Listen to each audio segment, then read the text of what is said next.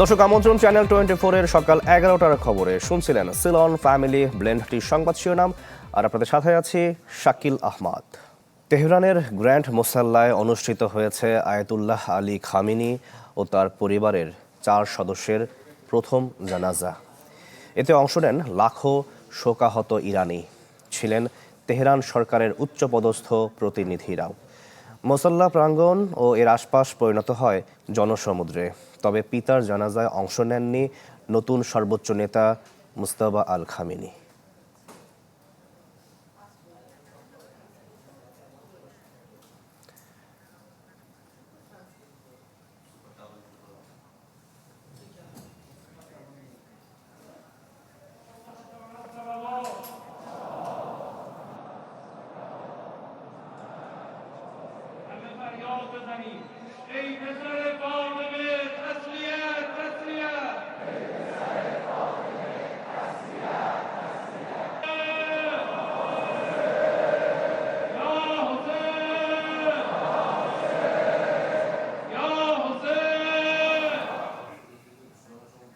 দর্শক, জানাজা পরবর্তী কার্যক্রম দেখতে আমরা সরাসরি চলে যাচ্ছি তেহরানে।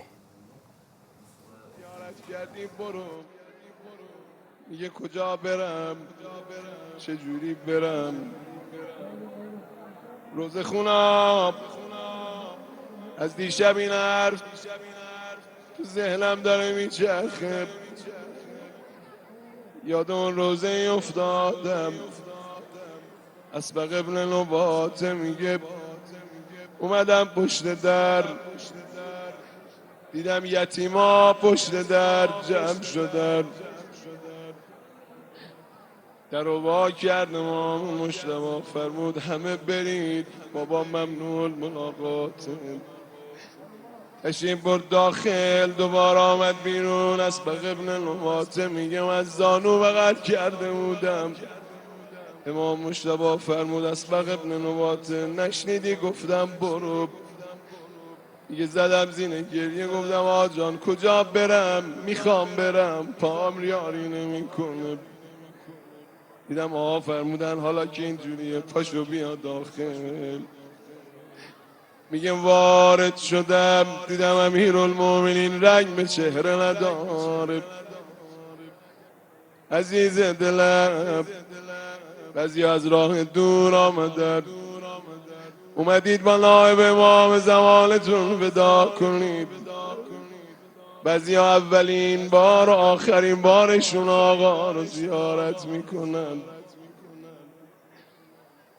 روزه من این باشه اسبق ابن نباته میگه امیرالمومنین از هوش میرفت به هوش که میومد نگاه به حسن این که میکرد گریه میکردن صدا میزد حسن جان گریه نکن حسین جان گریه نکن اما وقتی دختراش گریه میکردن روایت نمیگه امیرالمومنین حتی یه بارم نفرمود دخترها گریه نکنید।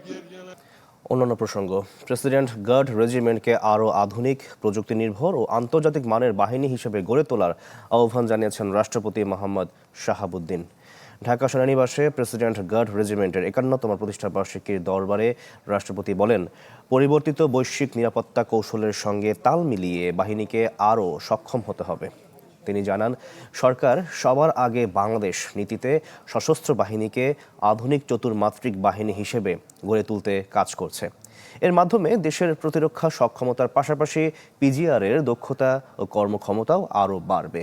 সততা, শৃঙ্খলা, নিষ্ঠা ও পেশাদারিত্ব বজায় রেখে জনগণের আস্থা অটুট রাখা এবং রাষ্ট্রীয় দায়িত্ব পালনে অনুকরণীয় ভূমিকা রাখার আহ্বানও জানান রাষ্ট্রপতি।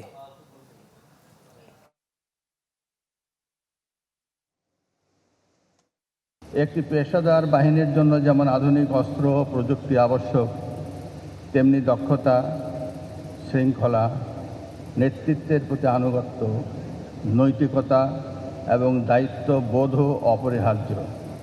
আমি আশা করব আপনারা এই দায়িত্ববোধে অটল থাকবেন। পুলিশ প্রধানদের সম্মেলন ইউএন কপসে অংশ নিতে যুক্তরাষ্ট্রের নিউ ইয়র্ক যাচ্ছেন স্বরাষ্ট্রমন্ত্রী সালাহউদ্দিন আহমদ। 8 জুলাই জাতিসংঘের সাধারণ পরিষদ হলে ইউএন কপস সম্মেলনের উদ্বোধনী পর্বসহ বিভিন্ন প্ল্যানারি সেশনে অংশ নেবেন তিনি। 2 দিনব্যাপী এই সম্মেলনে 5 সদস্যের বাংলাদেশ প্রতিনিধি দলের নেতৃত্ব দিচ্ছেন স্বরাষ্ট্রমন্ত্রী। সম্মেলনের সাইডলাইন ইভেন্ট হিসেবে আয়োজিত উচ্চ পর্যায়ের নৈশভোজেও অংশ নেবেন স্বরাষ্ট্রমন্ত্রী। এছাড়া বিভিন্ন দেশের স্বরাষ্ট্রমন্ত্রীদের সঙ্গে গুরুত্বপূর্ণ দ্বিপাক্ষিক বৈঠকে অংশগ্রহণ করবেন তিনি। সম্মেলন শেষে 12 জুলাই তার ঢাকায় ফেরার কথা রয়েছে। প্রাইমারি শিক্ষকতায় বেতন কম, এতটাই কম দক্ষিণ এশিয়ায় যা সর্বনিম্ন। তাই উচ্চশিক্ষিতরা প্রাইমারিতে শিক্ষকতায় আসতে চাইতেন না, কিন্তু চাকরি এখন প্রায় সোনার হরিণ।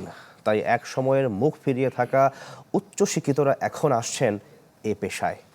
শিক্ষাবিদরা বলছেন, শিক্ষকদের মানোন্নয়ন নিশ্চিত করতে হবে সবার আগে, আর তা না হলে শিক্ষার মান কাঙ্ক্ষিত মান অর্জন থেকে যাবে অধরা। আবির হোসেনের রিপোর্ট। সামাজিক যোগাযোগ মাধ্যম স্ক্রল করতে করতে চোখে পড়ে ঢাকার একটি ইংরেজি মাধ্যম স্কুলের শিক্ষক নিয়োগ বিজ্ঞপ্তি, যেখানে একজন শিক্ষকের জন্য বেতন ধরা হয়েছে মাত্র 10,000 টাকা। বর্তমান বাজারে 10,000 টাকায় কিভাবে একজন স্নাতক পাস শিক্ষক নিয়োগ দেওয়া সম্ভব, সে প্রশ্নের উত্তর জানতে আমাদের যাত্রা সেই স্কুলটিতে। কথা হয় প্রতিষ্ঠান প্রধানের সঙ্গে। 3.5 ঘন্টা সময়ের জন্য আমরা স্টার্টিং স্যালারি হিসেবে মিনিমাম 10,000 টাকা। আমি মনে করি যে এর বাইরে আমাদের সাধ্যে নাই। প্রাথমিকভাবে যদি এখানে এরা একটা দাঁড়ানোর প্ল্যাটফর্ম পায়, পরবর্তীতে তারা নিজেদের ঠিকানা নিজেরাই গড়ে তুলতে পারে। এই বেতনে চাকরি পেতেও যেন আগ্রহের শেষ নেই। একটি পদের বিপরীতে আবেদন করেছেন দেশের বিভিন্ন বিশ্ববিদ্যালয় থেকে পাশ করা শতাধিক প্রার্থী। চাকরির সংকট এবং বেকারত্বের চাপ থেকে মুক্তি পেতেই এত কম বেতনে যোগ দিতে রাজি হয়েছে বলে জানান নিয়োগপ্রাপ্ত শিক্ষক। অনেক স্কুলই সার্কুলার দেখেছি, কিন্তু তারা 2-3 ইয়ার্সের এক্সপিরিয়েন্স চায়। ফ্রেশারদের জন্য কোনো অপরচুনিটি থাকে না। বর্তমান বাস্তবতা এটা খুবই একটা লিমিটেড স্যালারি, এটা আসলে আমাদের বাস্তবতার সাথে যায় না। প্রাথমিক শিক্ষকদের গড় বেতনের দিক থেকে দক্ষিণ এশিয়ায় বাংলাদেশের অবস্থান তলানিতে। ইউনেস্কো প্রকাশিত এক রিপোর্টে উঠে এসেছে এমন তথ্য।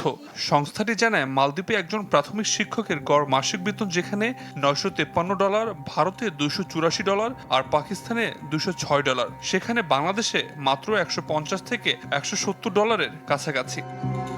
জাতির সেরা সন্তান। শিক্ষাবিদদের মতে, শিক্ষকদের মানোন্নয়ন নিশ্চিত না করে নতুন নতুন স্কুল, কলেজ ও বিশ্ববিদ্যালয় প্রতিষ্ঠা করে শিক্ষা খাতের কাঙ্ক্ষিত পরিবর্তন আনা সম্ভব নয়। তার স্বতন্ত্র পে স্কেল শিক্ষকদের জন্য, যে কেউ যদি একটা স্কুল খুললেই হবে না। মেধাবীরা যদি শিক্ষকতায় আসে, যোগ্যরা ক্যাপাবল এবং আগ্রহের সাথে শিক্ষকতায় আসে, তাহলে এই যে লার্নিং উইথ হ্যাপিনেসের কথা বললেন, তারপরে এই যে আপনি ট্যাবের কথা বলেন, স্মার্ট বোর্ডের কথা বলেন, কোনো কিছুই আর লাগবে না। ওই মেধাবীরাই তখন এগুলাকে কভার করে ফেলতে পারবে। তাছাড়া ইউনেস্কো প্রকাশিত বিশ্ব শিক্ষা পরিসংখ্যানের তথ্য বলছে, দক্ষিণ এশিয়ার দেশগুলোর মধ্যে ন্যূনতম দক্ষতা সম্পন্ন শিক্ষকের হারেও বাংলাদেশের অবস্থান সবার নিচে, যার প্রভাব পড়েছে শিক্ষার্থীদের অর্জনে। একটি শ্রেণীকক্ষে ভবিষ্যৎ গড়ার দায়িত্ব যাদের কাঁধে, তাদের ভবিষ্যতে যদি অনিশ্চিত থাকে, তবে একটি মানসম্মত শিক্ষার ভিত্তি কিভাবে শক্তিশালী হবে, এ নিয়ে যেন শঙ্কা প্রকাশ করেছেন শিক্ষাবিদরা। আবির হোসেন, চ্যানেল 24, ঢাকা। জাহাঙ্গীরনগর বিশ্ববিদ্যালয়ের র্যাগিংয়ের অভিযোগে ইতিহাস বিভাগের 12 শিক্ষার্থীকে সাময়িক বহিষ্কার করেছে বিশ্ববিদ্যালয় প্রশাসন। বিশ্ববিদ্যালয়ের অফিস আদেশে বলা হয়, গত 3 জুলাই রাতে ইতিহাস বিভাগের 54তম ব্যাচের কয়েকজন শিক্ষার্থী একই বিভাগের 55তম ব্যাচের শিক্ষার্থীদের গালিগালাজ, কান ধরানো ও বিভিন্নভাবে মানসিকভাবে হয়রানি করে। আর এই অভিযোগে ওই 12 শিক্ষার্থীকে সাময়িক বহিষ্কারের সিদ্ধান্ত নেওয়া হয়। একই সাথে বিষয়টি নিয়ে পরবর্তী প্রশাসনিক কার্যক্রম চলমান রয়েছে। বাড়ছে লোডশেডিং এর তীব্রতা। গ্রামাঞ্চলে সংকট আরও বেশি। ঘন্টার পর ঘন্টা বিদ্যুৎ না থাকায় ব্যাহত হচ্ছে ব্যবসা প্রতিষ্ঠান ও কৃষির সেচ কাজে। তার উপর ভুতুরে বিলেরও অভিযোগ রয়েছে। আর এই অবস্থায় বিভিন্ন জেলার মানুষ ক্ষুব্ধ প্রতিক্রিয়া ব্যক্ত করেছেন। সরবরাহকারী প্রতিষ্ঠানগুলো বলছে, চাহিদা অনুযায়ী বরাদ্দ না থাকায় বাধ্য হয়েই দিতে হচ্ছে লোডশেডিং। এবারের এইচএসসি পরীক্ষার্থী ঝালকাঠির নলছিটি উপজেলা শহরের সায়মা। বিদ্যুৎ না থাকায় মোমবাতির আলোতে চলছে প্রস্তুতি। দিনে 7 থেকে 8 ঘন্টা বিদ্যুৎ না থাকায় বিকল্প হিসেবে মোমবাতি কিংবা চার্জার লাইটই ভরসা সায়মার মতো অনেকের। এখানে ইলেকট্রিসিটি অনেক সমস্যা করছে, যার জন্য আমি পড়তে পারছি না। এখানে অনেক গরমের অনেক সমস্যা হচ্ছে। সন্ধ্যার পর বিদ্যুৎ চলে গেলে অলিগলিগুলো পরিণত হয় ভুতুড়ে নগরীতে। গ্রামাঞ্চলের অবস্থা আরও করুণ। এর ওপর এখন নতুন বিড়ম্বনা বিদ্যুতের ভুতুড়ে বিল। দৈনিক 2 ফিট 3 ফিট কারেন্ট যায়, 1 ঘন্টা 1.5 ঘন্টা রাহে, তাতে আমাদের খুবই কষ্ট হয়। রাত্র 3-4 ঘন্টা লাগে, যে দিনে তো থাকেই না, তাহলে মিল না চললে তো ধরেন হলো আমাকে ইনকাম নাই। জেলার বিদ্যুৎ অফিস জানিয়েছে, চাহিদার বিপরীতে ঘাটতি বেশি থাকায় লোডশেডিংয়ের মাত্রা কিছুটা বেড়েছে। ঘাটতিটুকু রোটেশন অনুযায়ী আমাদের যে ফিডার আছে, এক ফিডার এক সময় আমাদের শিডিউল করা আছে, সেই শিডিউল অনুযায়ী এইটা লোডশেডটাকে ম্যানেজ করে গ্রাহক পর্যায়ে বিদ্যুৎ দেওয়ার চেষ্টা করতেছে। একই অভিযোগ চাঁদপুরবাসীদের। শহরাঞ্চলে লোডশেডিং সহনীয় হলেও গ্রামাঞ্চলে দিনে 10 থেকে 12 ঘন্টা মেলে না বিদ্যুৎ। পল্লী বিদ্যুৎ গেলে তার খবর থাকে না, ওইটা মানে গেলে 2 দিনও পার হয়ে যায়। বৃষ্টিটা মাত্র লাইন যায়, আর 2-3 দিনের মধ্যে লাইন দেয়ই না। পোলাবেনের লেখাপড়া, এর ঘরে কারেন্ট থাকে না, ফ্রিজের সমস্যা, এরপরে মুরব্বীরা আছে, মা বাবা আছে, হাওয়া বাতাস খাইতে হয়। পল্লী বিদ্যুৎ অফিসের দাবি, আবহাওয়ার পরিবর্তনের ফলে বিদ্যুতের চাহিদা বেড়েছে। তাই গত সপ্তাহে জেলায় বাধ্য হয়ে 30 থেকে 40% পর্যন্ত লোডশেডিং দেওয়া হয়েছে। কারিগরি ত্রুটি বলেন অথবা আদার্স যে কোনো কারণেই বললেন যে বিদ্যুতের ঘাটতি অনেক সময় দেখা দেয়, এটা গ্রাহককে একটু ধৈর্য ধরতে হবে। বিদ্যুৎ পরিস্থিতি দ্রুত উন্নতি না হলে সব খাতেই জনদুর্ভোগ আরও বাড়বে বলে শঙ্কা নাগরিক সমাজের। মাফতুহা মিলি, চ্যানেল 24। দর্শক, আমরা লোডশেডিং এর আরো খবর জানবো। মৌলভীবাজার থেকে যোগ দিয়েছেন সহকর্মী আব্দুর রব। আব্দুর রব, একে তো লোডশেডিং, একে আবার তার সঙ্গে ভুতুরে বিল। মৌলভীবাজারের কি অবস্থা, কর্তৃপক্ষ বা কি বলছে জানাবেন? জি শাকিল, আসলে সারা দেশের মতো মৌলভীবাজারের চিত্র আসলে একই বলা চলে। মৌলভীবাজার এই অংশে আসলে পল্লী বিদ্যুৎ এবং পিডিবি এই দুইটা প্রতিষ্ঠান আসলে বিদ্যুৎ সরবরাহ করে থাকে, এবং পিডিবি শহরাঞ্চলে দিয়ে থাকে এবং পল্লী বিদ্যুৎ গ্রামাঞ্চলে দিয়ে থাকে। আমি পল্লী বিদ্যুতের যিনি দায়িত্বে রয়েছেন, সহকারী জেনারেল ম্যানেজার সুজিত কুমার সাথে আলাপ করেছিলাম। তিনি আমাকে জানিয়েছেন যে গত 3-4 দিন থেকে একটু ইমপ্রুভ হয়েছে, কিন্তু এর আগে আসলে তারা বিভিন্ন জায়গায় লোডশেডিং এর যে অবস্থাটা অনেক বেশি ছিল, এবং আসলে যে পরিমাণ বিদ্যুৎ আসলে চাচ্ছেন সেই চাহিদা অনুযায়ী সেই আসলে বিদ্যুৎ পাচ্ছেন না, যার ফলে আসলে এই লোডশেডিং এর এই অবস্থাটা হচ্ছে। এবং শহর অংশেও আসলে কিভাবে লোডশেডিং অনেক বেশি হচ্ছে, যেমন এই যে এলাকায় আমি আছি, গতকাল রাতে কিন্তু এই এলাকায় ঘন ঘন লোডশেডিং হয়েছে, যার ফলে মানুষ এক ধরনের ভোগান্তিতে রয়েছেন। বিশেষ করে যারা ব্যবসায়ী রয়েছেন, যারা শিক্ষার্থী রয়েছেন, এইচএসসি পরীক্ষা চলমান, এই সময় আসলে এই ঘন ঘন লোডশেডিং এর ফলে আসলে মানুষের দুর্ভোগ অনেকটাই বেড়েছে। পাশাপাশি যারা ব্যবসা করছেন তাদের আসলে নানাবিধ সমস্যা হচ্ছে, কারণ এখনকার যে অনেক ব্যবসা প্রতিষ্ঠান রয়েছে আসলে অনেক ক্ষেত্রে বিদ্যুৎ নির্ভর এবং আসলে ইন্টারনেট নির্ভর হওয়ার ফলে আসলে তাদের যে ব্যবসা ক্ষেত্রে অনেক ক্ষেত্রে অনেক ধরনের সমস্যা হচ্ছে। এবং বিলের বিষয়টা যদি বলি, আসলে বিলের ক্ষেত্রে অনেক ক্ষেত্রে যাদের মিটার রয়েছে, মিটারে অনেক সময় অনেক বেশি, এবং আগের তুলনায় যে বিলের পরিমাণ সেই বিলটা অনেকটা বেড়েছে। এবং সব মিলিয়ে আসলে এই মৌলভীবাজারের যে লোডশেডিং এর অবস্থা যদি বলি, জি ধন্যবাদ আব্দুর রব আপনাকে। দর্শক, আমরা মৌলভীবাজার থেকে লোডশেডিং এর খবর জানছিলাম।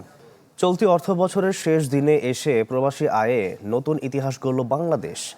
সদ্য সমাপ্ত 2025-26 অর্থ বছরের ব্যাংকিং চ্যানেলে ইতিহাসের সর্বোচ্চ $35 বিলিয়ন বেশি রেমিটেন্স পাঠিয়েছেন প্রবাসীরা, যা এর আগের অর্থ বছরের তুলনায় 17% বেশি। সংকটের এই সময়ে টানা কয়েক বছর ধরে প্রবাসী আয়ের এমন ঊর্ধ্বমুখী ধারা বৈদেশিক মুদ্রা রিজার্ভকে আরও শক্তিশালী করবে বলে মনে করছেন অর্থনীতিবিদরা। বিস্তারিত মরিয়ম আজিজ মৌরিনের রিপোর্টে। ডলার সংকটের টানাপোড়েনের মাঝে দেশের অর্থনীতির প্রাণ সঞ্চালনের ভূমিকায় প্রবাসী বাংলাদেশিরা। সদ্য শেষ হওয়া 2025-26 অর্থ বছরে বৈধ পথে রেকর্ড পরিমাণ রেমিটেন্স বা প্রবাসী আয় এসেছে দেশে। বাংলাদেশ ব্যাংকের হালনাগাদ তথ্য বলছে, পুরো অর্থ বছরে প্রবাসীরা পাঠিয়েছেন মোট $35.56 বিলিয়ন মার্কিন ডলার, যা দেশের ইতিহাসের সর্বোচ্চ। পরিসংখ্যান বিশ্লেষণ করলে দেখা যায় গেল ৩ অর্থ বছরেই ধারাবাহিকভাবে বেড়েছে রেমিটেন্স প্রবাহ। 2023-24 অর্থ বছরে প্রবাসী আয়ের পরিমাণ যেখানে ছিল $23.91 বিলিয়ন, ঠিক তার পরের বছর অর্থাৎ 2024-25 অর্থ বছরে তা 1 লাফে 26% বেশি প্রবৃদ্ধি নিয়ে ছাড়িয়ে যায় 30 বিলিয়নের ঘর। আর সদ্য সমাপ্ত অর্থ বছরে তা বেড়েছে 17.3%। প্রতিটা ব্যাংকের মধ্যে একটা প্রতিযোগিতা আছে, তারা কিভাবে রেমিটেন্স, ফরেন রেমিটেন্স আহরণ করতে পারে। তারা বিদেশে তাদের যে এগ্রিগেটর বা বিভিন্ন এক্সচেঞ্জ হাউস আছে তাদের সাথে নিবিড় যোগাযোগ রাখছে। এই যোগাযোগের কারণেই ব্যাংকিং সেক্টরে এখন বৈদেশিক মুদ্রা অনেক অধিক হারে আসছে, যেটা আগে আসতো না। অর্থনীতিবিদ বলছেন প্রবাসী আয়ে 2.5% প্রণোদনা এবং ডলারের দর বাজারের সাথে সামঞ্জস্যপূর্ণ করায় বৈধ চ্যানেলে রেমিটেন্স পাঠাতে বেশি উৎসাহিত হচ্ছেন প্রবাসীরা। রাজনৈতিক স্থিতিশীলতাও একটি বড় কারণ। যে ইনসেন্টিভ স্ট্রাকচারটি রয়েছে রেমিটেন্স আকৃষ্ট করার জন্য, সেটাও যথেষ্ট আকর্ষণীয়। সরকার থেকে 2.5% দেওয়া হচ্ছে এবং ব্যাংকগুলো চাইলে তার নিজের মতো করে আরও 1% যুক্ত করে রেমিটেন্স আনতে পারে। সেইগুলোর কারণেও ফর্মাল চ্যানেলে হুন্ডির বাইরে গিয়ে রেমিটেন্স আসার প্রবণতা আছে। অন্যান্য বিভিন্ন ক্ষেত্রে যেখানটায় আমরা বিভিন্ন চ্যালেঞ্জের সম্মুখীন হচ্ছি, এই চ্যালেঞ্জগুলো মোকাবেলা করার জন্যে যে শক্তিটা দরকার, এই শক্তিটা কিন্তু আমরা রেমিটেন্স থেকে অনেকটাই পাচ্ছি, যার ফলে আমরা আমাদের বর্তমান সমস্যাগুলোকে কিছুটা হলেও আমরা এটাকে নিয়ন্ত্রণের মধ্যে রাখতে সক্ষম হচ্ছি। এই প্রবাসী আয়ে ভর করে দেশের মোট বৈদেশিক মুদ্রা রিজার্ভ ছাড়িয়েছে $37 বিলিয়ন। মরিয়ম আজিজ মৌরিন, চ্যানেল 24, ঢাকা। চলতি অর্থ বছরের শেষ দিকে এসে ইউরোপের বাজারে নিম্নমুখী বাংলাদেশের তৈরি পোশাকের রফতানি। গত 11 মাসে তৈরি পোশাকের রফতানি কমেছে প্রায় 3.5%। রপ্তানিকারকরা বলছেন, বৈশ্বিক সংকটের পাশাপাশি দেশে উৎপাদন ব্যয় বৃদ্ধি এবং কাস্টমস বন্ড ব্যবস্থাপনায় জটিলতার জেরে প্রতিযোগী দেশগুলোর সাথে সক্ষমতায় পিছিয়ে যাচ্ছে বাংলাদেশ। ইউরোপের বাজারে জনপ্রিয়তা ও চাহিদার শীর্ষে থাকে বাংলাদেশের তৈরি পোশাক। তাই তো বর্তমানে বাংলাদেশ থেকে সবচেয়ে বেশি গার্মেন্টস পণ্য রপ্তানি হয় ইইউ এর বাজারে। কিন্তু প্রতিযোগিতার দৌড়ে ক্রমে পিছিয়ে পড়ার আভাস মিলছে বাংলাদেশের। মোহাম্মদ বাইজিদ, যিনি দীর্ঘদিন ধরে ইউরোপের বিভিন্ন দেশে পোশাক রপ্তানি করেন, আগে ব্যবসা থেকে ভালো আয় হলেও বর্তমানে তা অর্ধেকে নেমেছে। ওয়ার্কারদের স্যালারি আমাদের ইনক্রিজ করতে হচ্ছে। এখানে যে আমাদের প্রফিট মার্জিনটা অনেক বাইরের কাছ থেকে আমরা কম পাচ্ছি, আর ওয়ার্কারও বেশি দিতে হচ্ছে। এবং আমরা যে ব্যাংক থেকে যে আমরা সাপোর্ট পাবো, ব্যাংকও আমার কিন্তু কোনো সাপোর্ট করতেছে না। বৈশ্বিক চাহিদা কমে যাওয়ার প্রভাব সব রপ্তানিকারক দেশের উপর পড়লেও বাংলাদেশের প্রভাব একটু বেশি। বিশেষ করে ইইউ এর বাজারে অন্যতম প্রতিযোগী চীন ও ভিয়েতনামের তুলনায় বাংলাদেশের প্রবৃদ্ধির ছন্দপতন উল্লেখ করার মতো। এর প্রভাব পড়েছে গার্মেন্টস কর্মী থেকে সংশ্লিষ্ট সবার ওপর। সংকট বা জটিলতার কারণে কেন এমন নিম্নমুখী ধারা জানতে চাইলে খাত সংশ্লিষ্টরা বলছেন, বৈশ্বিক অস্থিরতার কথা, সেই সাথে দেশের ব্যাংকিং জটিলতাও একটি কারণ। আমাদের এখানে 15%, 16% ইন্টারেস্ট রেট। তো এই পরিস্থিতিতে আমাদের যে আমরা কোন দিকে যাব, কি করব, আমি দীর্ঘদিন যাবৎ বলে আসছি, ব্যাংকগুলি আমাদেরকে নানাভাবে অসহযোগিতা করছে।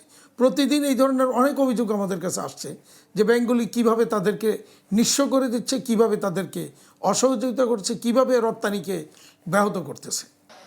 ইউরোস্টেটের সর্বশেষ তথ্য অনুযায়ী চলতি বছরের প্রথম প্রান্তিকে ইইউতে বাংলাদেশের পোশাক রপ্তানি 19.2% কমেছে। রপ্তানি উন্নয়ন ব্যুরোর তথ্য মতে অর্থ বছরের জুলাই-মে মাসে ইইউভুক্ত দেশগুলোতে পোশাক রপ্তানি হয়েছে $1,736 কোটি। আগের অর্থ বছরের একই সময়ে যা ছিল প্রায় $1,800 কোটি। আর পুরো 2024-25 অর্থ বছরে ইইউতে বাংলাদেশের পোশাক রপ্তানি 9.1% বেড়ে পৌঁছেছিল $1,971 কোটি। মাননীয় প্রধানমন্ত্রী সাহসী উদ্যোগ নিয়েছেন, বন্ধ কারখানা খুলবেন। তো বন্ধ কারখানাগুলি খোলাটা অনেক কঠিন, চালু করা অনেক কঠিন, কিন্তু এই চলমান ফ্যাক্টরিগুলিকে সামান্য একটু সহযোগিতা করলেই কিন্তু এগুলি বেঁচে যায়। সেই সহযোগিতাগুলির কোনো লক্ষণ বা কোনো রকমের পরিস্থিতি আমরা কিন্তু দেখছি না। শুধু রপ্তানি আয় কমেনি, কমেছে পোশাকের দামও। 3 মাসে প্রতি কেজি পোশাকের গড় রপ্তানি মূল্য 15.71 ইউরো থেকে কমে 13.84 ইউরোতে নেমেছে। অর্থাৎ প্রতি কেজি পোশাকের গড় রপ্তানি মূল্য প্রায় 12% কমেছে। রৌনক মাহমুদ সৌরভ, চ্যানেল 24, ঢাকা।